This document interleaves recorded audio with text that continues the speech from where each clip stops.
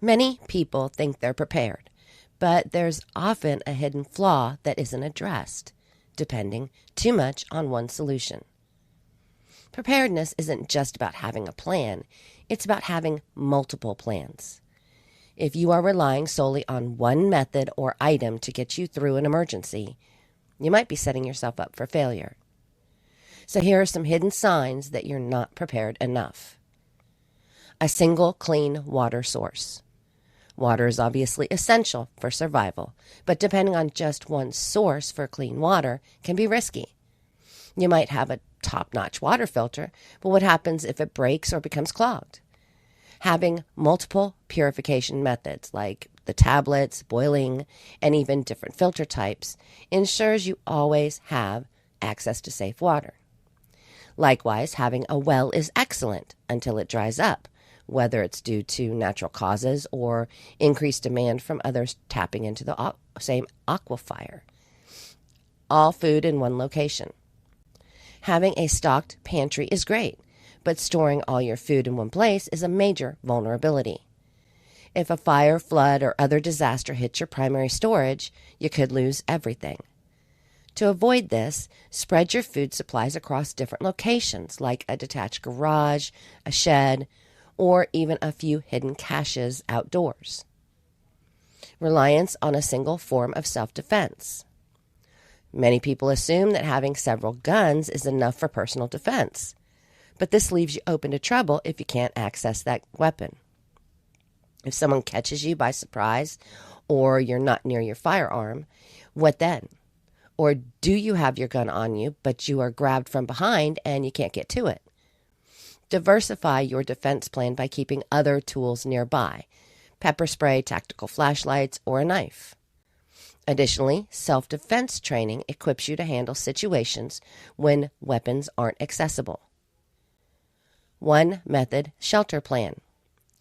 Even if you are set on hunkering down at home, unexpected events can force you to evacuate, making it risky to rely solely on your primary shelter.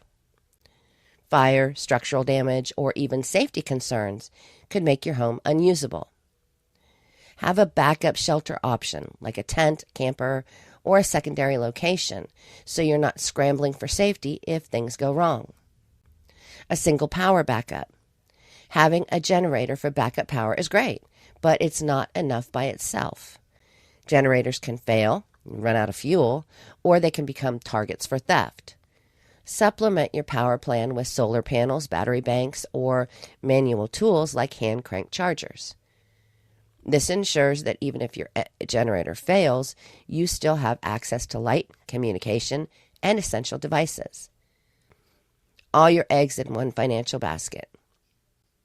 Many preppers focus on physical supplies, but they overlook the financial diversity, assuming cash or a debit card is going to be sufficient. In a grid-down scenario, electronic transactions won't work, and cash is probably going to become worthless. Having a mix of assets like precious metals, barter goods, and small denominations of cash to cover different situations.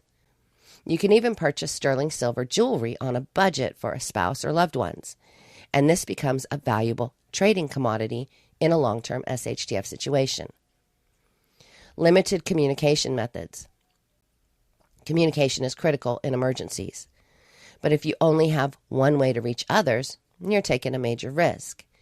If your phone network goes down, how will you stay in touch? Have multiple options like ham radios, CB radios, or even basic signaling tools like flares or whistles. Redundancy in communication ensures you're never entirely cut off from the outside world. You should even set up an automatic check-in plan. Have everyone in your group know they will meet in a certain location at a certain time. Maybe it's once a day, or if it's harder to travel to, maybe once every few days. No backup plans for evacuations. While having a bug-out plan is a good start, assuming that one route or one method of evacuation will work is a mistake. Have you mapped alternative routes in case your primary path is blocked? Roads can be jammed, bridges can be closed, or detours created by disasters or other events. Familiarize yourself with multiple paths and practice driving or walking these alternative routes. Know what conditions might affect each route and adapt accordingly. Lack of practice runs. The ultimate sign that you're not prepared enough is failing to test your plans under real-world conditions.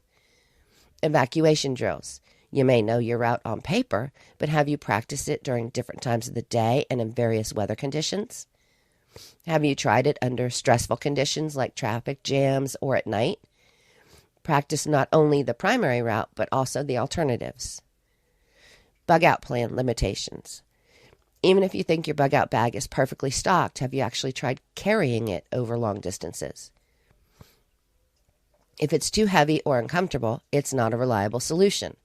Consider lightweight alternatives and keep gear stashed in different places. Your vehicle, your workplace, or even hidden caches along potential routes. Preparedness isn't just about having the right tools or plans. It's about not putting all your trust in one solution. Over-reliance on a single option can lead to failure when you need to be at your best. Diversify your plans, test your methods, and always have a backup for your backup. The more you practice and adapt, the better prepared you'll be to handle any crisis.